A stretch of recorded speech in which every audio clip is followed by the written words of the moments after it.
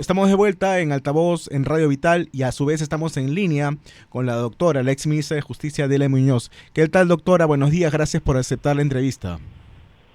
Buenos días, muchas gracias por la convocatoria. Doctora, de frente, Gustavo Adrancén le ha respondido a la Corte de H que el país no reconoce ninguna autoridad supranacional que pueda darle órdenes a los poderes del Estado. Y esto porque la Corte de H, a mi juicio, interfiriendo en nuestra soberanía, ordenó que no entre en vigor la ley sobre lesa humanidad.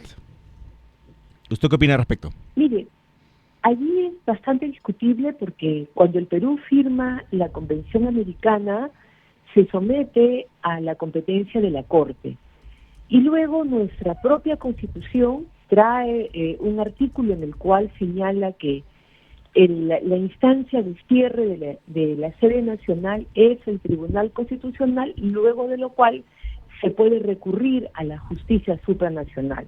O sea que en el tema del sometimiento, en el caso concreto, el asunto es claro. Y también el Perú está sometido a otras cortes, a la Corte Penal Internacional, a la Corte de La Haya, al Tribunal Andino de Justicia y a otras instancias, ¿no?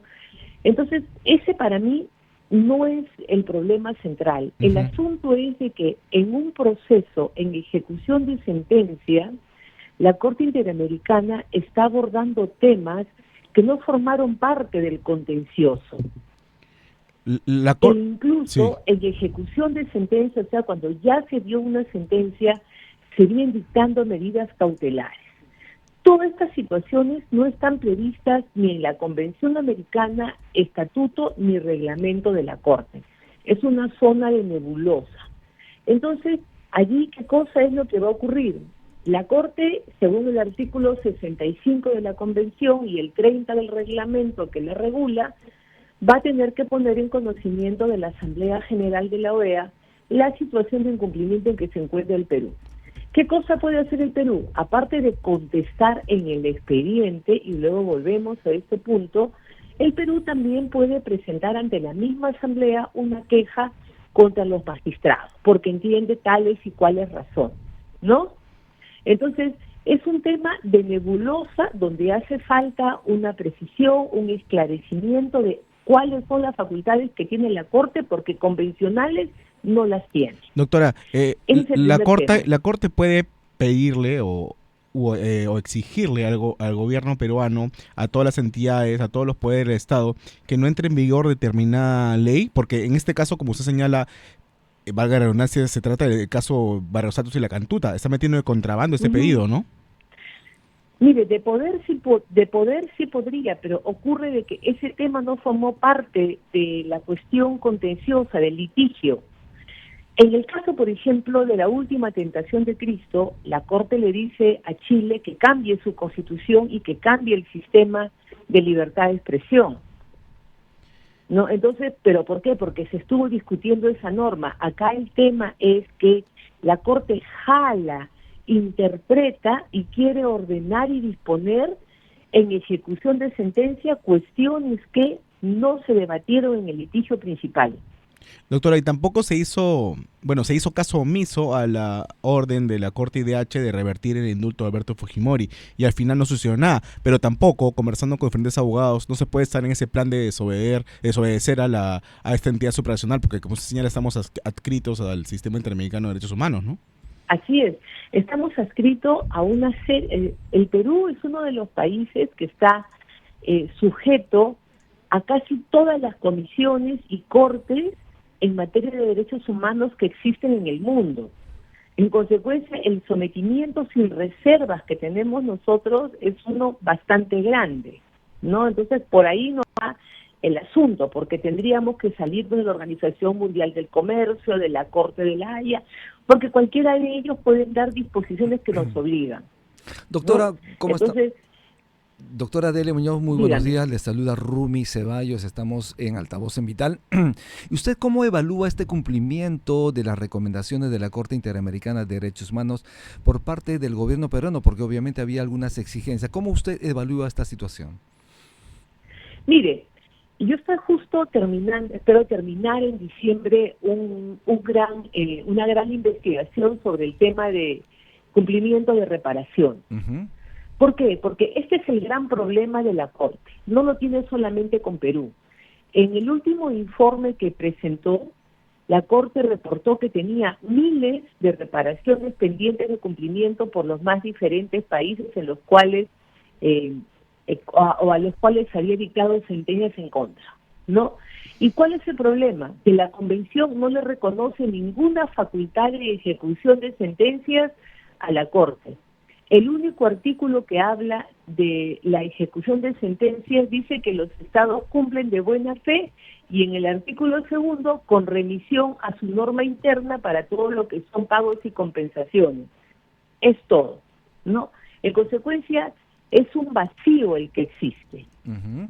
Y en el caso, por ejemplo, de la situación de violencia en algún momento contra el gobierno de Dina Boluarte, que ha propiciado obviamente las muertes de las que se ha comentado tanto y ha llegado también a estas instancias, ¿cómo se está viendo el caso? ¿Cuál es la percepción que usted tiene? ¿Cómo se podría resolver esta situación?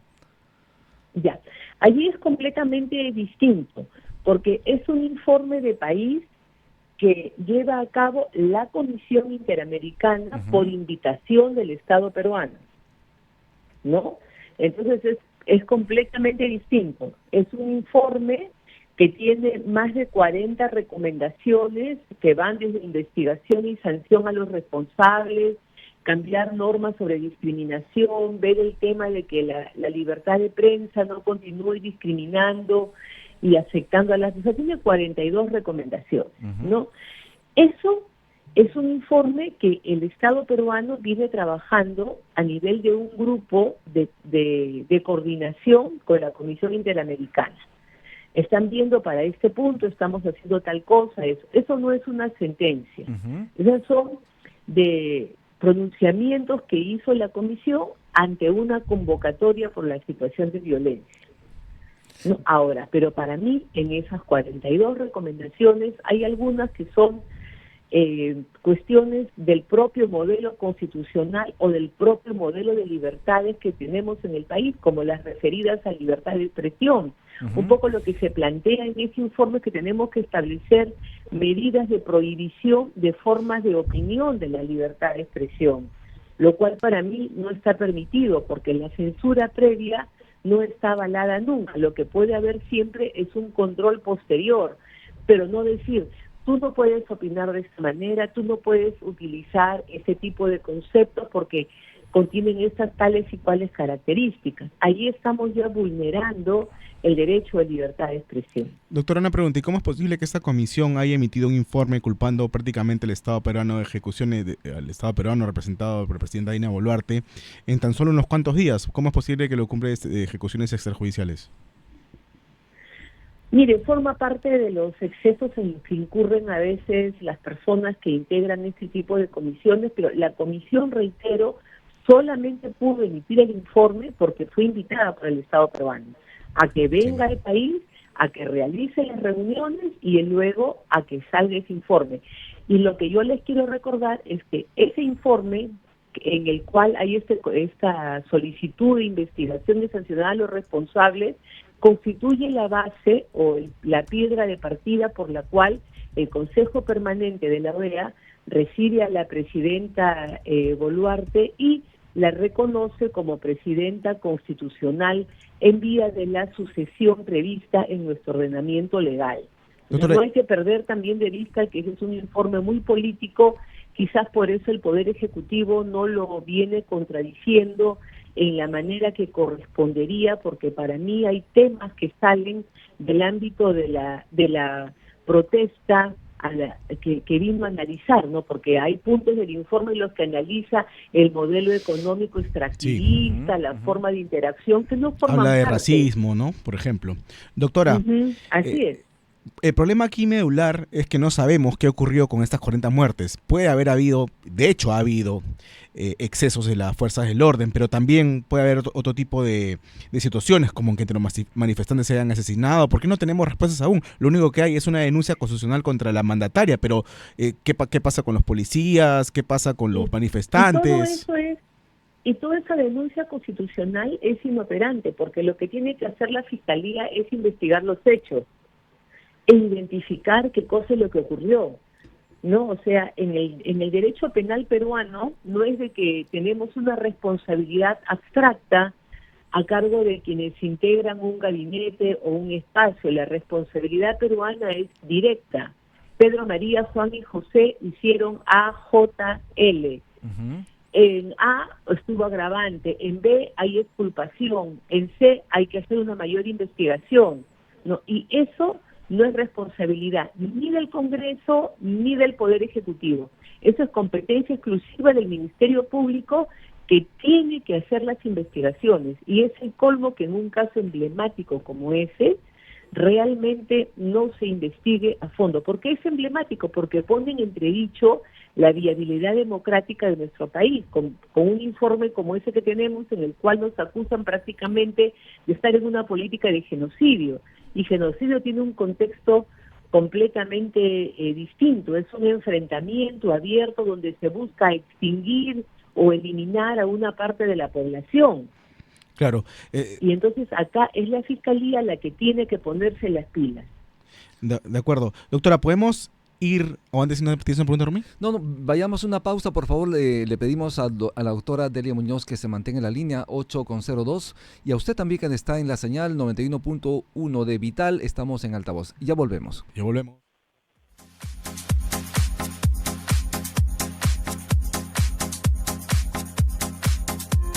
Estás con Identidad TV Vital FM. Ahora búscanos en las redes sociales y en nuestro canal en YouTube como Identidad TV. Noticias del Perú y el mundo.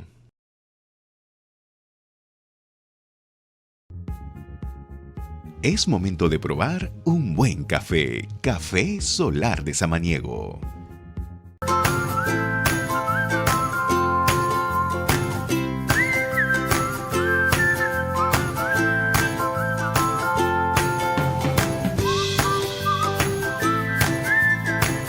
Estás con Identidad TV. Ahora búscanos en las redes sociales y en nuestro canal en YouTube como Identidad TV. Noticias del Perú y el mundo.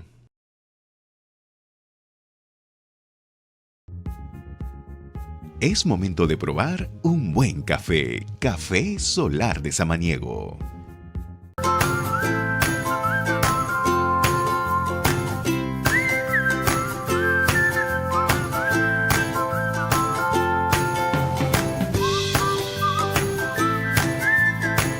Estás con Identidad TV. Ahora búscanos en las redes sociales y en nuestro canal en YouTube como Identidad TV. Noticias del Perú y el mundo.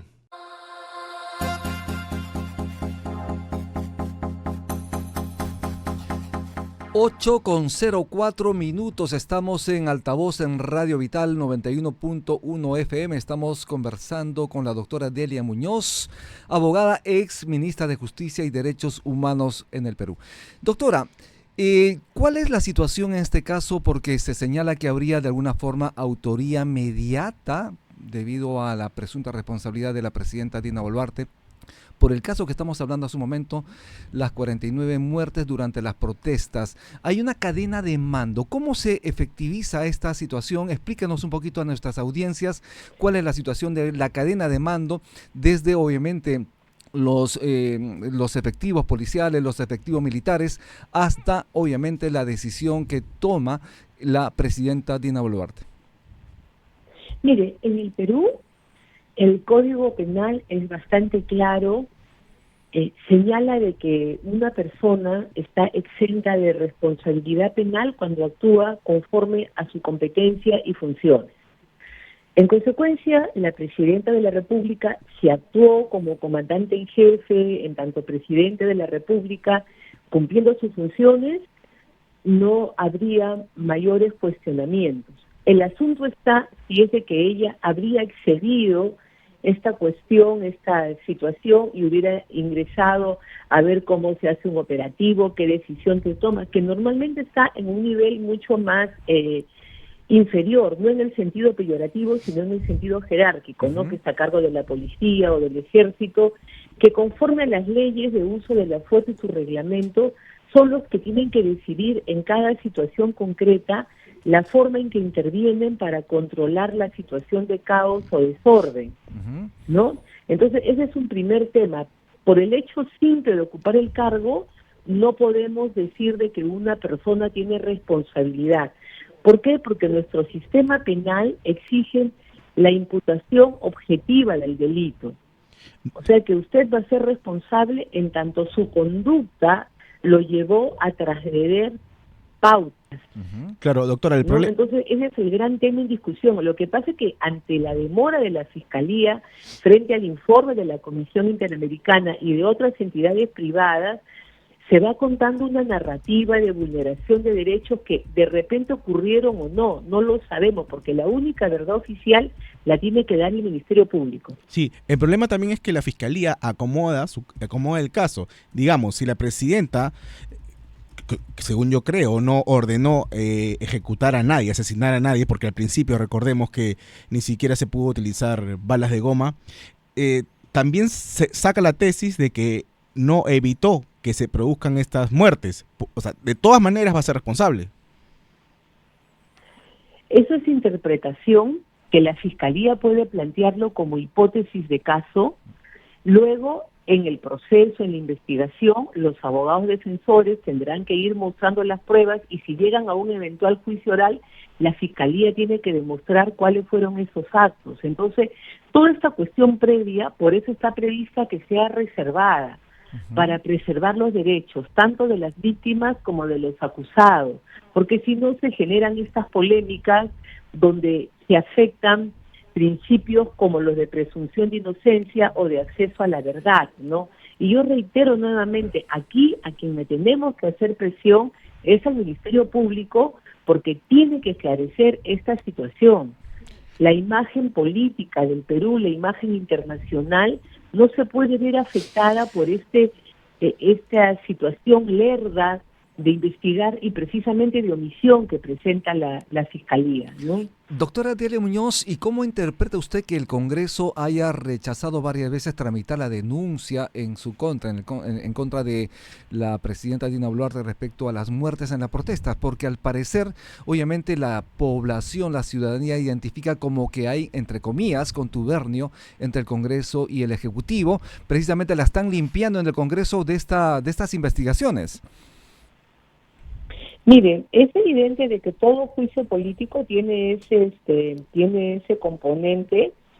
Yo soy de la opinión que lo más aconsejable siempre es que los procesos procedan y que uno vaya a ser investigado, y es allí, en esa investigación estelar, donde cada parte puede señalar sus posiciones y hacer que la verdad salga a la luz. Aquí, cuando uno ve los documentos, las pruebas que han vertido los más diferentes sectores, tanto los internacionales como otros privados internacionales, encuentras que hay una serie de situaciones que pueden mitigar el planteamiento de que estamos frente a un delito. Igualmente, hay unas 2 o 3 situaciones donde hay unas muertes que, desde mi punto de vista, no tienen justificación porque ocurren cuando alguien está corriendo o está de espaldas, que son situaciones no solamente prohibidas en la doctrina, sino en el propio reglamento y las propias normas que regulan el uso de la fuerza en el Perú, ¿no? Entonces, pero eso hay que determinarlo en sede judicial. Claro, mientras tanto, todo será comentario nuestro. Definitivamente el Congreso, como sabemos, a mediados de julio decidió rechazar ese trámite de la denuncia constitucional en contra de la presidenta Dina Boluarte, y la Subcomisión de Acusaciones Constitucionales decidió obviamente declararla improcedente.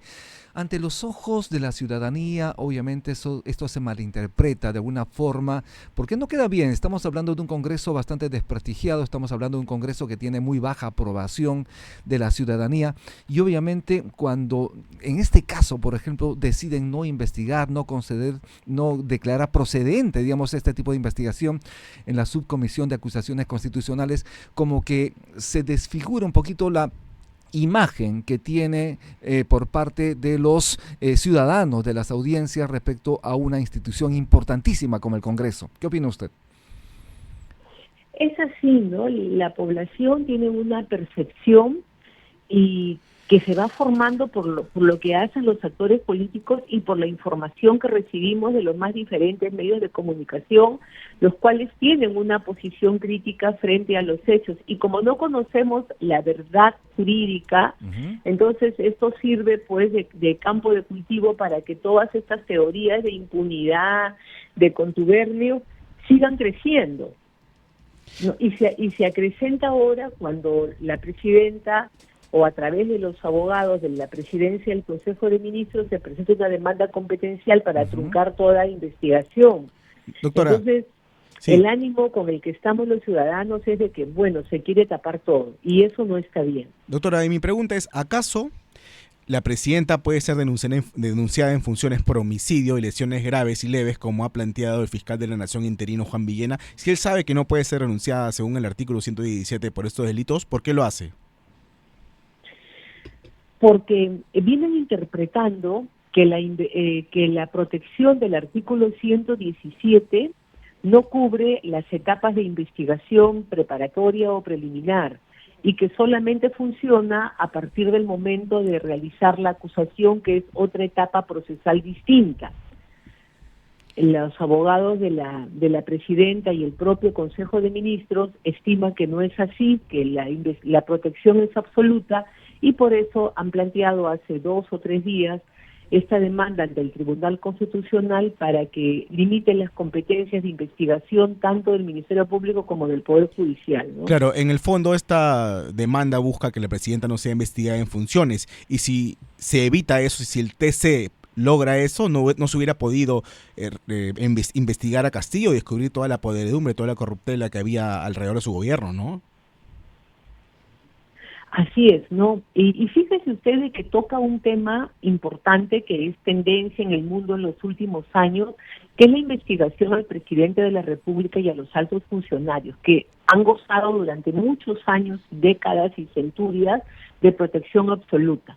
Y hemos llegado a una situación como la que existe, por ejemplo, en Argentina, que el presidente en funciones puede ser acusado por delitos de corrupción o cualquier otro delito común y lo juzga el Congreso, realiza primeramente el juicio político y lo que hace es convoca al presidente de la Suprema para que presida el grupo de trabajo y el juzgamiento. Hasta la otra posición que acaba de ser ratificada en los Estados Unidos, que se estima el presidente no puede ser juzgado ni investigado por nada, protección total. En el ínterin, en los países de América Latina tenemos las más diferentes flexibilidades, causas, pero casi todos los países vienen permitiendo la investigación y el juzgamiento de los presidentes en situaciones sobre todo de graves cuestionamientos. Claro. Entonces esa es la tendencia. ¿Por qué? Porque se quiere transparencia, se está luchando contra la corrupción, se quiere evitar el mal abuso del poder que trae el cargo electo. Claro, y además si esperas que el presidente deje de serlo, no vas a poder cautelar el material probatorio que vas a poder conseguir en ese momento, ¿no? Luego cuando deje el poder ya va a poder esconder todo debajo de la almohada, debajo de las sábanas. O al revés también, ¿no? Si no hay el juzgamiento ahora, la investigación, se pueden trabajar muchas pruebas en las cuales el presidente o la presidente no va a poder participar, no va a conocer de ellos y pues luego van a ser incriminatorias, ¿no? También puede jugar en contra. De otro lado, doctora Delia Muñoz, desde su punto de vista, ¿cuáles serían los principales desafíos que enfrenta en nuestro país el sistema de justicia? ¿Qué medidas usted consideraría prioritarias para una posible reforma? Mire, hay muchísimos temas. Para mí, el principal enemigo del sistema está dentro y se llama la provisionalidad de los jueces. En los propios informes estadísticos, tanto del Ministerio Público como del Poder Judicial, queda claro que el 60% de los jueces son provisionales. Se encuentra en giro una gran convocatoria que ha hecho la Junta Nacional de Justicia de miles de plazas para cubrir esa provisionalidad. Ojalá que se pueda avanzar con eso, porque un juez provisional es un juez débil, es un juez que tiene temor, es un juez que no necesariamente va a estar proclive a aplicar la norma conforme corresponde y de acuerdo a su leal entender. Ese es el primer gran tema que para mí tiene que ser afrontado. El segundo tema es de que tenemos que establecer mecanismos donde la conciliación sea un arma realmente efectiva. Hoy en día solamente sirve para que la audiencia de conciliación retrase el inicio del proceso 1 año o 2 años. Y luego las personas van y dicen, no concilio, y recién comienza el proceso, sin ninguna sanción para las partes. Tiene que comenzar a sancionarse al que litiga sin fundamento y al abogado que permite esa asesoría sabiendo que está en un juicio que ya tiene precedentes, que necesariamente se va a perder, y se usa el sistema judicial como un mecanismo para no cumplir obligaciones, como no entregar la casa, no pagar una deuda, no firmar una escritura pública, cosas cotidianas que nosotros vemos todos los días. En consecuencia, la reforma es primero jueces formales que sean titulares del cargo, y luego tiene que haber una conciliación y sanción a los terceros, a los que usan el sistema. Y de ahí para adelante ya podemos continuar conversando en otra serie de medidas. Doctora, desde la percepción de la ciudadanía es que existiría en el sistema judicial corrupción. ¿Qué medidas considera usted efectivas para combatir esta lacra, la corrupción en el país, obviamente en todas las esferas, y mucho más en el sistema judicial, porque los ciudadanos, las empresas están esperando que haya justamente predictibilidad y además que haya una suerte de honestidad por parte del sistema judicial para realizar sus inversiones, para poder realizar sus actividades diarias? ¿Cuál es la percepción de usted respecto al tema? Mire, el tema de la corrupción que puede existir, yo pienso que la mayoría de los jueces suelen ser honestos, hay unos cuantos sí que pueden ser un poco pillos, pero lo que más afecta es la duración. O sea, hay más de 4 millones de expedientes pendientes de ser tramitados en el sistema. En consecuencia de eso, pues genera la muerte lenta, porque hay que tener dinero. A usted le deben 2.000 soles y tiene que hacer un juicio, pagar un abogado para que en 4 años le paguen. ¿No? Esa es la situación sin que haya corrupción. Justicia que tarda. Entonces, no es justicia, obviamente, doctora. Exactamente. Ahora, doctora, los que tienen grandes intereses se van al arbitraje. Claro. Doctora, en ese sentido, ¿cuánto solamente usted y yo? En ese sentido, ¿cuánto cree, haciendo un paréntesis, cuánto cree que demore el juicio del caso Cocteles? Yo no soy penalista, no soy procesal penalista, pero de lo que converso con los profesores que enseñan esta materia, le auguran una gran duración, salvo que la presidenta de la sala establezca que no es necesario actuar todas las pruebas porque están referidas a lo mismo, o haya aceptación de los hechos. En consecuencia, si los hechos ya están aceptados, no se necesitan actuar todas esas pruebas para acreditarlos, ¿no? Esa sería la única salida, que la presidencia regule la actuación de las pruebas para que tenga no 10 o 5 o 4, sino un proceso de 1 año, 2 años, ¿no? Que sea, sí, si es un proceso de 1 o 2 años, es lo que se considera un proceso rápido. Porque son más de 40 imputados, que cada uno puede presentar diversas acciones, diversos recursos, ¿no? Doctor, y en el caso del financiamiento, en este caso el presupuesto que requiere el sistema judicial, como sabemos, la máxima autoridad de la Corte Superior de Justicia ha pedido recursos, se requiere mayor presupuesto. ¿Qué hacer en función del próximo año? Como sabemos, en agosto debe ya ingresar, obviamente, los proyectos de presupuesto para el año fiscal 2025. ¿Qué hacer respecto a los pliegos presupuestales para el sistema de justicia en el país? Mire, es bien interesante el tema. Yo que sigo lo que es el funcionamiento del sistema judicial, el actual presidente ha preparado unos informes de cómo se necesitan instalar estos espacios de juzgamiento, estos juzgados de flagrancia, sobre todo, ¿no? Y cuánto cuesta instalar cada juzgado, cuánto se necesitan para poder atender la carga. Y pide una propuesta donde está absolutamente detallado el costo de cada persona, cada módulo. Entonces, él tiene esa base para poder reclamar el presupuesto adicional que ha colocado sobre la mesa. ¿No? Ojalá que las autoridades del MES vean ese detalle, ese plan de trabajo que está colgado en la página web del Consejo Ejecutivo del Poder Judicial, y realmente prestarle atención, porque la crisis que vivimos en el sistema es terrible. Más allá, pongamos a un lado el tema corrupción, la simple demora sin que haya corrupción hace de que yo considere inviable reclamar o continuar con mi reclamo. Para eso se requiere de tecnología, se requiere modernizar el sistema judicial y especialmente, obviamente, en el manejo de los expedientes electrónicos.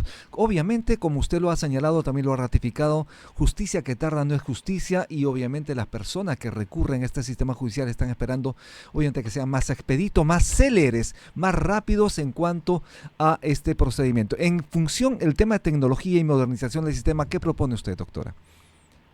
Es absolutamente fundamental. El año pasado me dediqué mucho a trabajar derechos humanos y tecnología, observando cómo era este criterio del acceso a la justicia para el uso de la tecnología.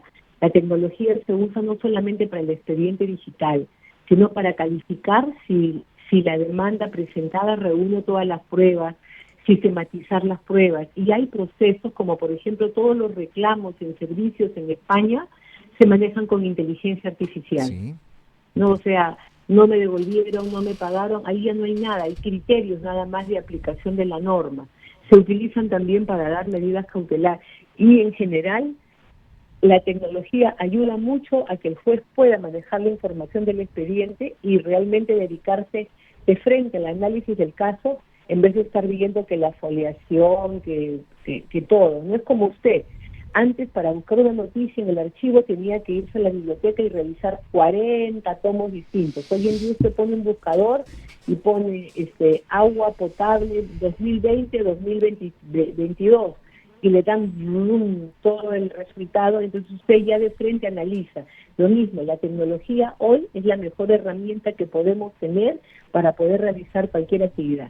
8:22 de la mañana, estamos en Altavoz en Radio Vital 91.1 FM. Aarón, tu pregunta. Doctora, el tema que puede convertirse, bueno, yo diría que es el tema del día, es que el Congreso publicó este viernes la ley que precisa la aplicación de los alcances de los crímenes de lesa humanidad y los crímenes de guerra cometidos antes de 2002. ¿Usted está a favor o en contra de esta iniciativa?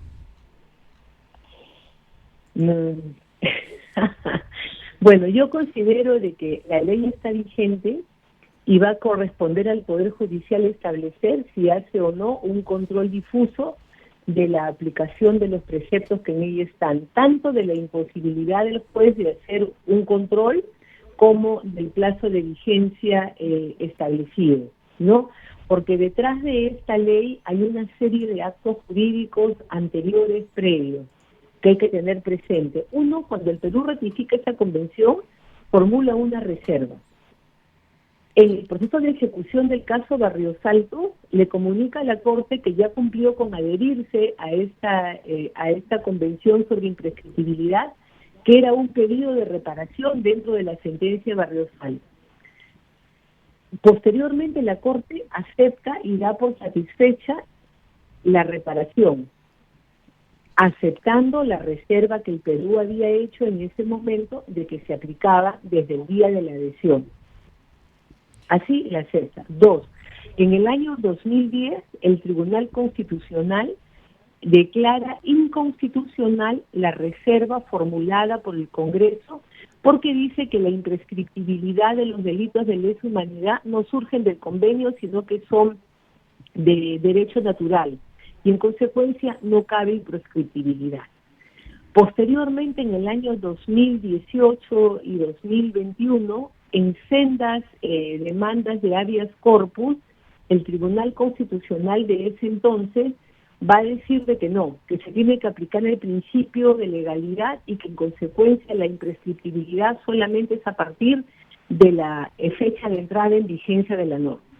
Ahora entramos a esta fase de la adhesión de esta ley y nuevamente será el Poder Judicial o el sistema constitucional los que van a tener que establecer si se aplica o no la reserva y el plazo de legalidad, cuándo funciona.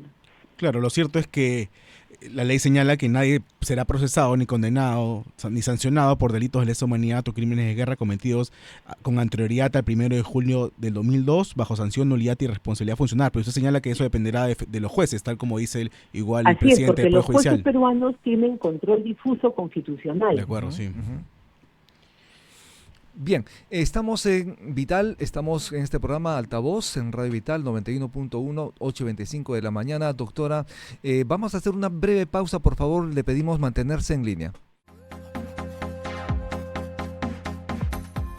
Estamos en línea con la doctora Adele Muñoz. Doctora, su reflexión final acerca de todo lo que hemos conversado.